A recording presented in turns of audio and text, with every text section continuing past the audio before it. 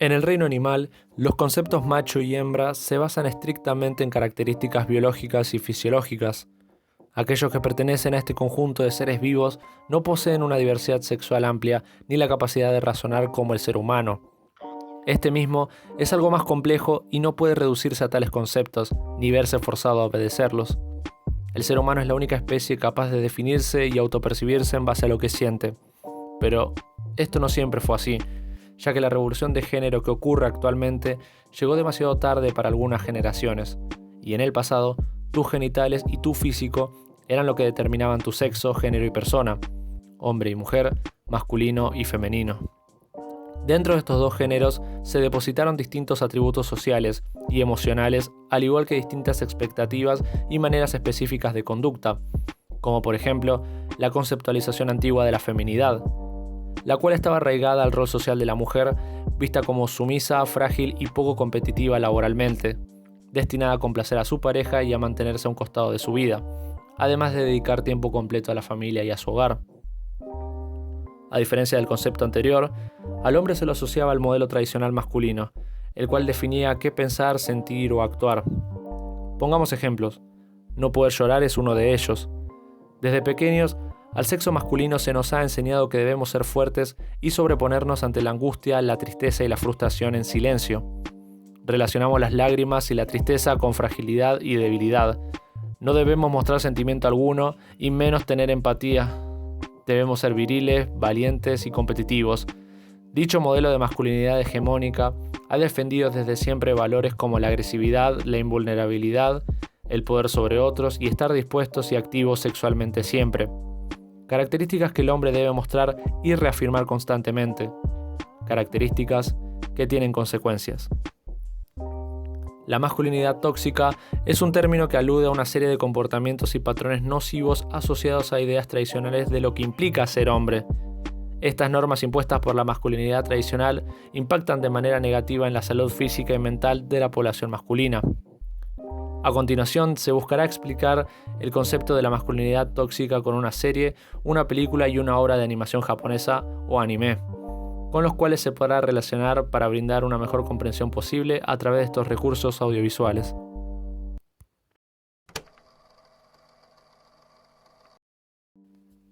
Representando el eslabón más bajo en la jerarquía masculina, The Big Bang Theory es una comedia de tipo sitcom que trata sobre 4 amigos científicos presentados con el clásico perfil de geeks o nerds impuestos por Hollywood.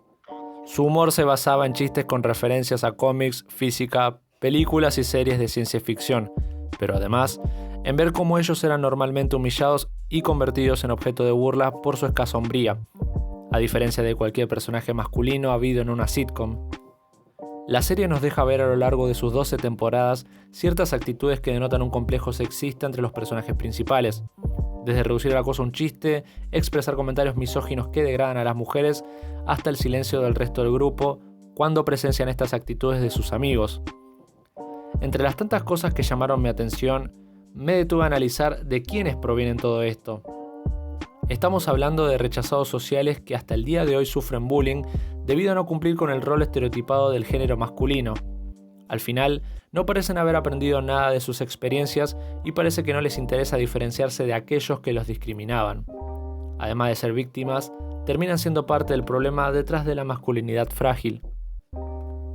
Otra cosa que vale la pena cuestionar es la intención al utilizar este humor. Recordemos que en sus inicios, reírnos de estos personajes tratando de imitar la conducta del hombre promedio era el motivo. Pero la pregunta que deberíamos hacer es ¿por qué? Es decir, ¿se supone que un grupo de inadaptados sociales acosando o ofendiendo a las mujeres es gracioso? ¿Solo porque no son lo suficientemente masculinos para hacerlo? Esto no hace más que dejarnos a la vista que la toxicidad masculina en ellos termina siendo vista como adorable o hasta excusable. Al reutilizar este recurso humorístico tantas veces, me hace pensar que simplemente los escritores nos dicen que el machismo es gracioso, pero no se ríen de él, sino con él. A través de este ejemplo me gustaría resaltar 2 características de la masculinidad tradicional en base a 2 personajes, Howard y Leonard. Para Howard, estar tan desesperadamente solo justifica cualquier acción que involucre relacionarse con mujeres, ya sea acosándolas o hasta aprovecharse de ellas si están borrachas, nada es el límite para lo que pueda hacer o decir con tal de estar con una mujer. En cuanto a Leonard, es el silencio cómplice lo que hace que lo mencione. Los hombres solemos tener un código de no acusar al otro, no importa la situación o a quien afecte. Dejamos de lado el sentido común solo por apoyarnos en la amistad y el género. Leonard no hace absolutamente nada para cuestionar ciertas actitudes o comentarios de sus amigos, y es más, a veces simplemente se utiliza esto para que cualquier personaje presente le responda con una broma. El humor, en este caso, está basado en cómo un hombre que no comparte los estándares sociales de la masculinidad promedio queda en ridículo por considerar al otro y no pensar en sí mismo.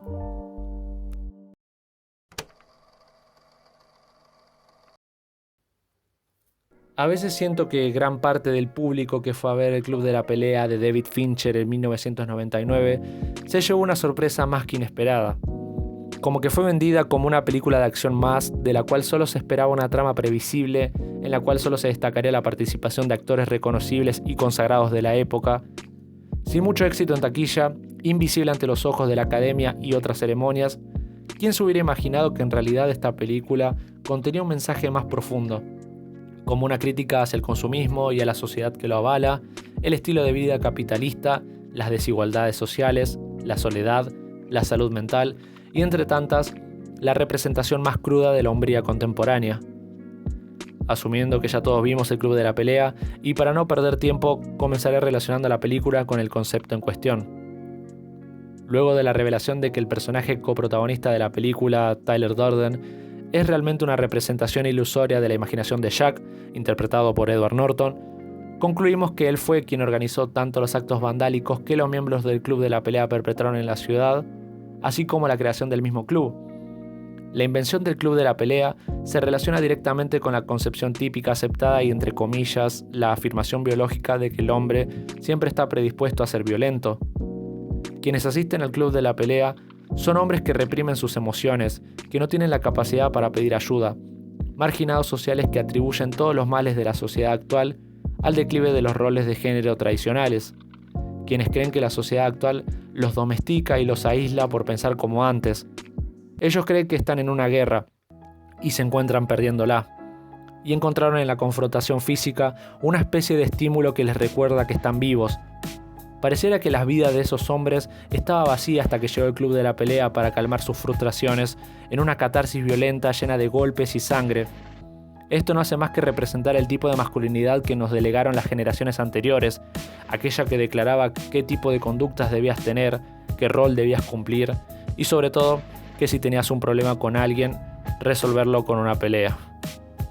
El desenlace en la película fue esparcir la anarquía y eventualmente la destrucción de la sociedad moderna. En la vida real, el desenlace de años de frustración e ira acumulada puede ser menos cinematográfico, pero no por eso menos violento.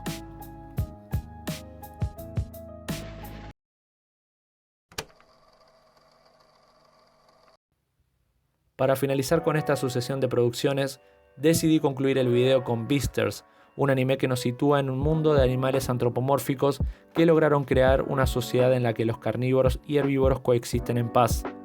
La historia gira en torno a un alumno de secundaria llamado Legoshi, un lobo gris cansado de que lo relacionen con sus virtudes y características de depredador, así como también de que le tengan miedo gran parte de los estudiantes de especies menos amenazadoras.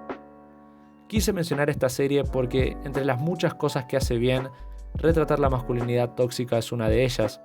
Si hablamos de Legoshi, vemos a un protagonista introvertido con una personalidad neutral y socialmente inhibido, que vive en un mundo que empieza a cuestionar.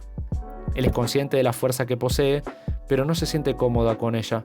De hecho, la rechaza y evita cualquier tipo de confrontación debido a que no quiere herir a nadie física ni verbalmente.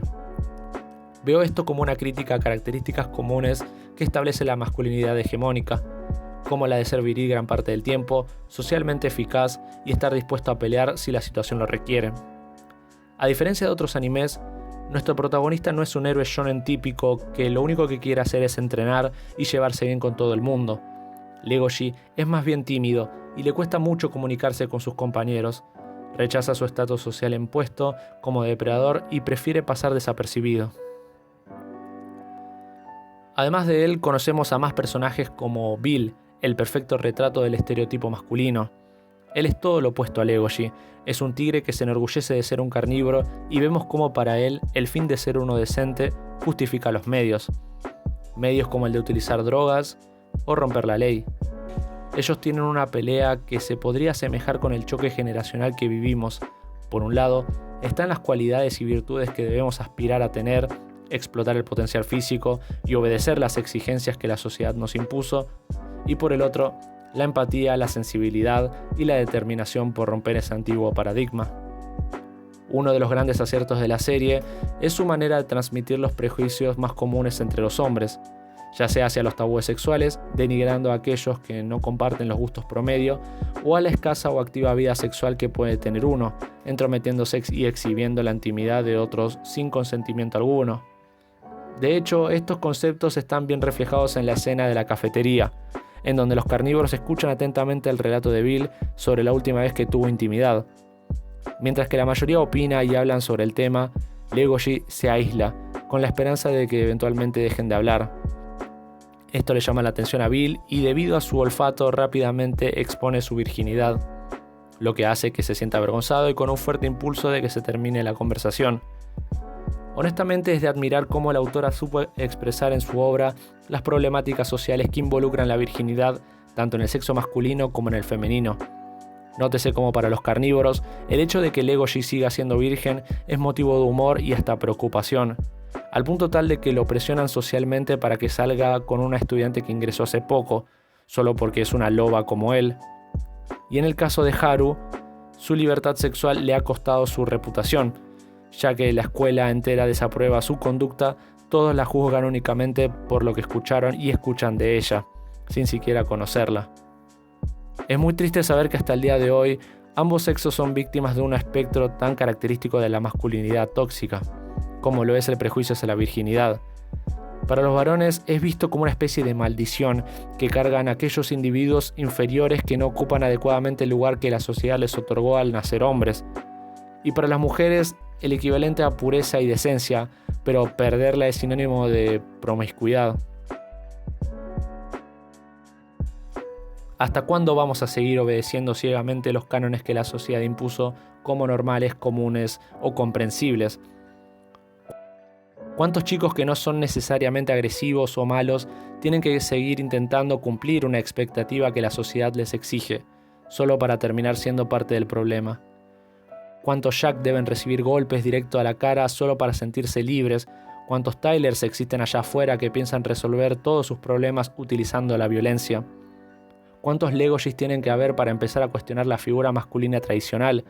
¿Cuántos de ellos serían excluidos y poco comprendidos solo por mostrar empatía y sensibilidad?